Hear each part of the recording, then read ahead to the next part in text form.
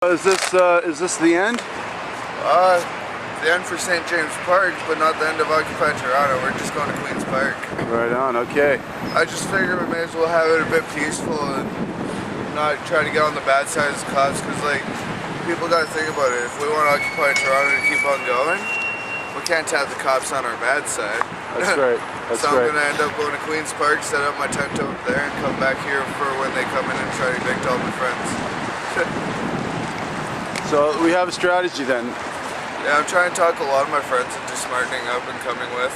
Yeah. Because like so far we got 3 bikes, we got all of this, and like we got 2 tents to take down. We got all these tarps to bring along with us. So we gotta try to find a, like, I don't know. Well, I've been documenting the experience, and the main thing that makes me happy to see is that it's peaceful. Yeah. You know, compared to around the world. It's supposed to be a peaceful protest. All I hear is people saying, "Oh, if cops come in, or we're gonna riot them," and it's just like, really? Well, yeah, that's gonna make Occupy get all shut down. Yeah. Well, if we can do it peacefully, that's the best way to do it. Peaceful is the way of life. What did you benefit from being here? Well, I came here for equality, like inequality. That's the main issue that I feel as well. Inequality and homelessness as well, because of Rob Ford. Yeah. That's why I came to Toronto, and then I found out this was happening. Yeah. So I came here for inequality. So I figure the world should be equal. The people in the world should be equal. Yeah.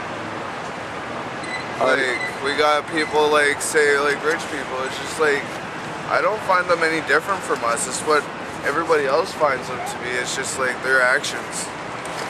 What do you want that will make you feel equal? Pretty much, I don't know. Free education, maybe? So you could have opportunity to try and do whatever will make you happy, and then yeah, like with me, I can't get back into school because I got to start paying for it now, and like I. You go into debt to go to school, so there's not much hope in school right now. Yeah, like if I go to a youth school, then like I'm only allowed in there for like another year or so. Not even, and like I'm only done up to like grade 10, so I need at least 2-3 years. Yeah. Do you have hope, or does it feel a bit hopeless right now with the situation? Well, with this situation, I found out it was happening. Like I could be trying to go to schools right now, but like I'd rather be here. How do you feel about working for $10 an hour? That'd be awesome. Would that be good enough, though? I mean, to get ahead? Yeah.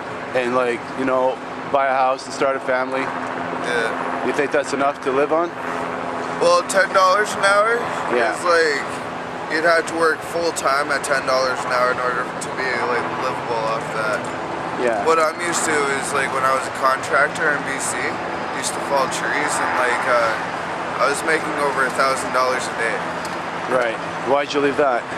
I left that because I got sick and tired of it. Right. Everybody was telling me what to do. They're all like, "Oh, you gotta do this quicker and quicker and quicker." But like I was doing it so that like when I was falling a dead tree, that like I wouldn't hit any trees that were still alive, stuff like that. Yeah. And they were trying to rush me into like cutting down all the trees. I'm like, I'm waiting for the others to die. Well, there's not too many jobs that offer $1,000 a day. Not too many, no. No. It took me like a year to get the license for it. And if you wanted to switch careers, you'd have to go back to school. Yeah. And then you wouldn't be able to do that right now in your situation. So you're not in a situation to go back to school if you wanted to. Well, with where I am right now, I'm not capable of going to school. Like, think about it, we're sleeping out here in the cold. Like, sometimes we're up all night. Like, we wouldn't get enough sleep, or like, we'd end up having like a major, like, bad cold or something like that. Like, I got a bit of a cold right now, but I've been here since day 2. Right on. My friend, him and another friend there, and another kid in that tent have been here since day 1. I was too drunk to find them on day 1. I didn't know where this was happening. I didn't know what to ask people at the time. The first like week, I didn't know what it was about fully. All I seen was a bunch of people partying, and then after that, everything calmed down. So at the end of the day, it's about inequality. Yeah. And you want. So right now, there's an imbalance, and the system's not allowing for people to be balanced. Yeah. And I also think that we need a new system. A system that allows for system that'll education. work. For example, what else? For education, jobs. Like I heard about like jobs are like becoming like saw it on the news when I first showed up in Toronto. It's something about like over 5,000 people are gonna lose their jobs or something like that. Yeah. And housing. How do you feel about the housing situation? Well, the housing situation. Well, I've been homeless for years and like I've never really had anywhere that gave me housing, but like I didn't really look at the same time. So would you say your basic issues are basic needs? Yeah. So that at least you have a foundation to build on. Would you say that's what this is about?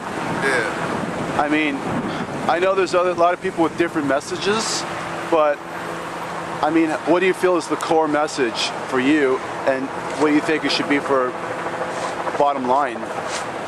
For all of, well, what I feel Occupy is all about to me is inequality, and that's pretty much it for me. So, I just find this all, the reason why I'm still here is for inequality. So that's your main theme is the issue of inequality. I've been against Rob Ford like ever since I was in BC. I heard about him.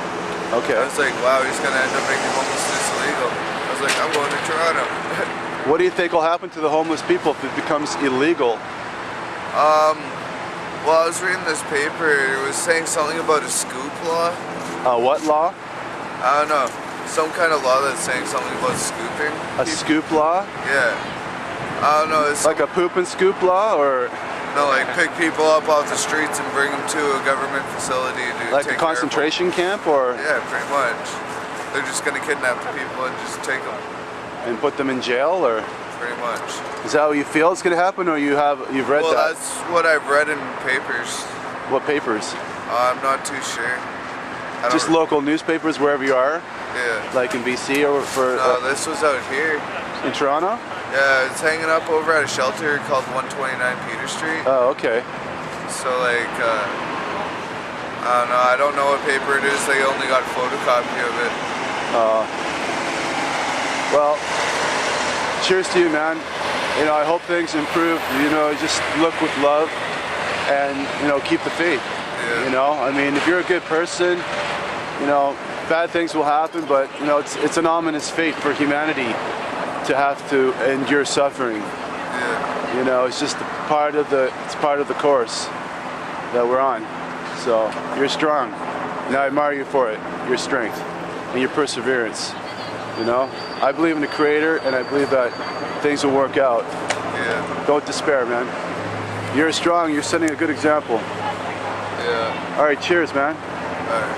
Have a good. What are you drawing? That's my name in Inuktitut. It means, it's all syllabic. It means no, ha, ma, and. What does it mean? Norman.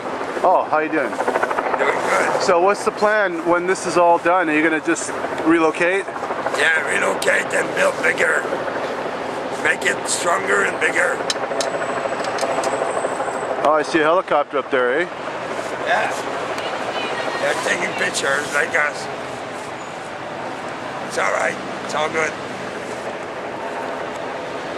So I can get that helicopter on film. Yeah.